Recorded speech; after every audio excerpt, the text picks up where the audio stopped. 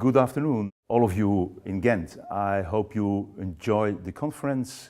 I hope it's an interesting conference and you can benefit as well from the city of Ghent. I'm sorry not to be with you, but I'm very glad that I can address myself on the topic of your workshop. And I would like to talk about the results of life cycle sustainability assessment and look if we can use them for measuring the impact of sustainable public procurement. Now, the question is, are we sure that we do have the same understanding? Well, let's have all together and let's have a look to a couple of international definitions. When it comes to impact at the international level, we say it's a fundamental and a durable change in the condition of people and their environment, and within the context of your conference, brought about by SPP, by Sustainable Public Procurement. The outcome, well, that's the short to medium term behavioral or systemic effects that SPP makes a contribution to, and that are designed to help achieve the SPP's impact. And output, well, you are most familiar with the output of your work, because it's the goods and the services that SPP must deliver in order to achieve the SPP's outcome. Now, we were talking about how can you monitor, how can you measure impact? It's a bit hard, for sure, if we look at impact, because it's influenced by external factors, and it's hard to set the causal relationship. When it comes to outcome, might be a bit easier, but still, it's still influenced, the outcome is still influenced by external relations, by external factors, external to SPP. Output, well, that's clear. Outputs are within the direct control of SPP to deliver. Now, what we say is that we need to look to a kind of a measurement of the impact of sustainable public procurement. In fact, what we like to do is look if we can measure the protection of the planet and the people, if we can maximize the profit of the public authorities, and again, we are in the context of SPP. Now, how can we do that? I bring it a step further. In fact, we need to look for the three dimensions of sustainable development, looking for environmental, social and economic impacts and impact criteria. It's related to products, including services, that's for sure, because they are the subject of sustainable public procurement. Now, what we say at the international level is that life cycle sustainability assessment is really the tool to do so. We are trying to identify the environmental, social and economic aspects of products and their potential positive and negative impacts along the life cycle, from the cradle to the grave. Now, what does that mean? In fact, within the context of sustainable public procurement, we look at the private costs or benefits. That is what you see here at the bottom. Private costs or benefits reflected in terms of planet, people or profit. But in fact, within sustainable development, we like really to look as well at the externalities and see if we can take into account the externalities along the life cycle, and for sure the impact of these externalities. So LCSA, Life Cycle Sustainability Assessment, is an integration of three techniques.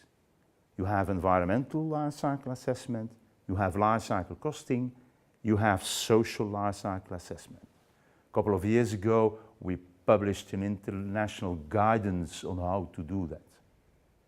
Let's have a closer look. Environmental life cycle assessment, well, in fact, yeah, it's quite possible. You can aggregate the impact, relate the impacts to a product and then express them in terms of human health, ecosystem quality, and resources. And behind these categories of impacts, yeah, well, it's clear it's about the contribution through climate change, acidification, human toxicity, well, you just name it.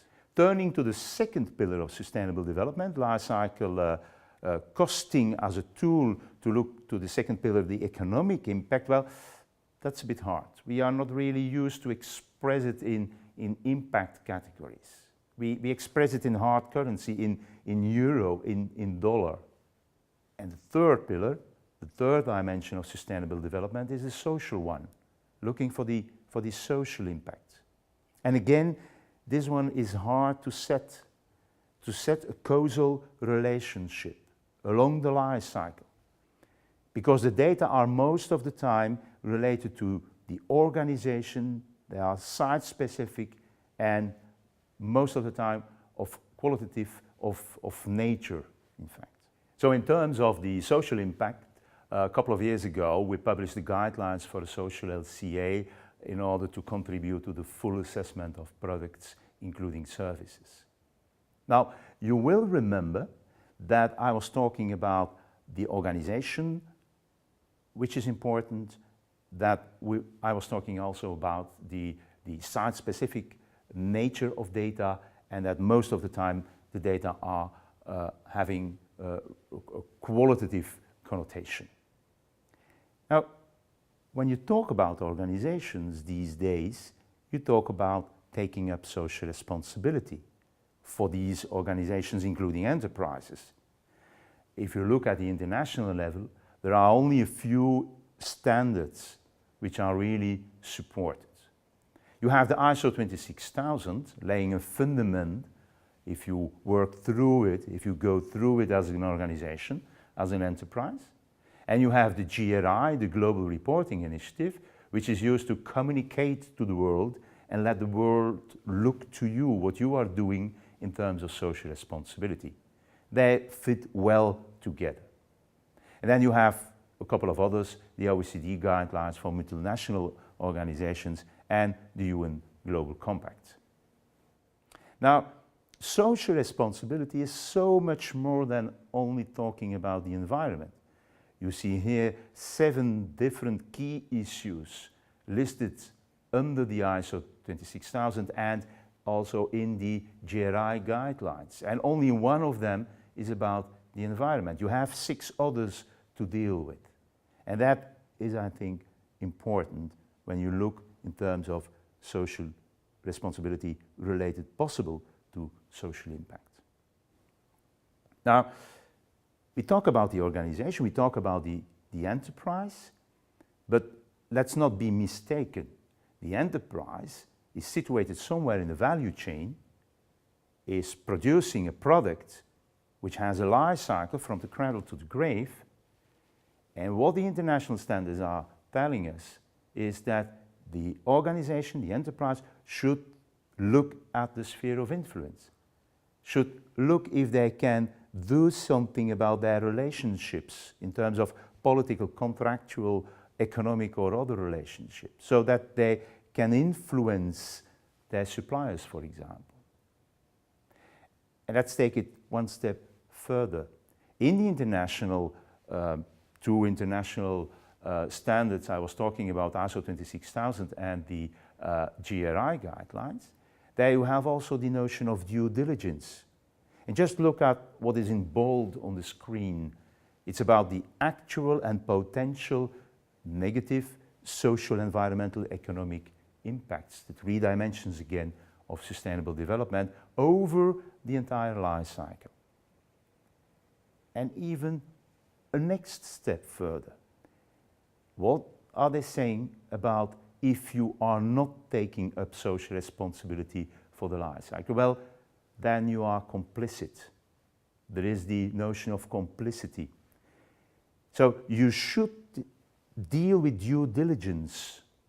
And if you don't do that, just let's have a look at the last sentence here on the screen.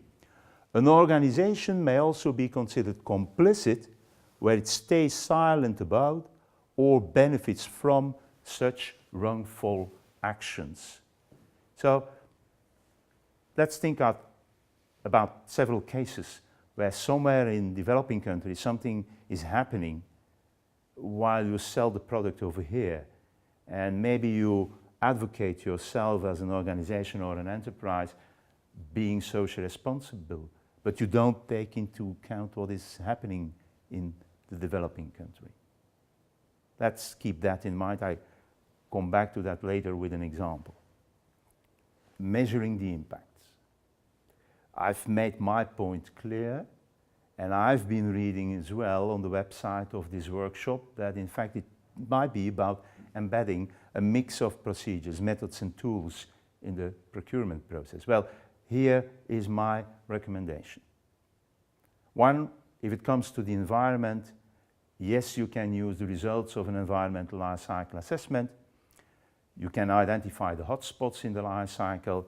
These can form the basis for defining product or production related criteria. And the impact can be calculated. When it comes to the economic dimension pillar, the results of the life cycle costing can be used in the awards criteria of procurement.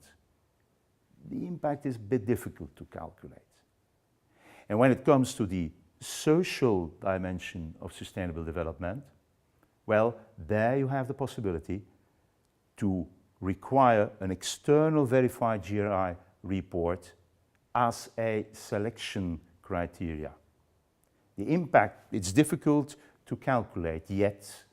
We are making progress, but it's still difficult.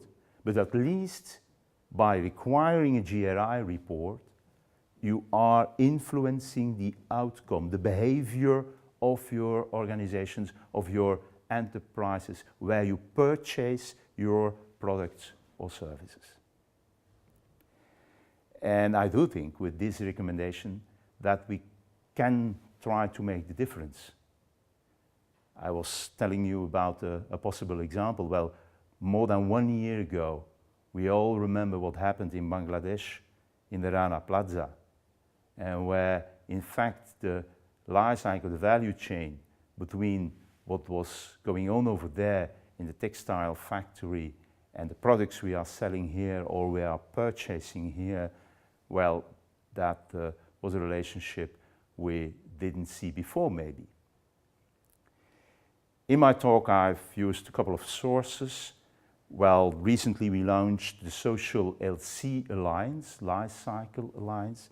Here you can see the website on the screen, and the different publications are downloadable for free. I thank you for your attention.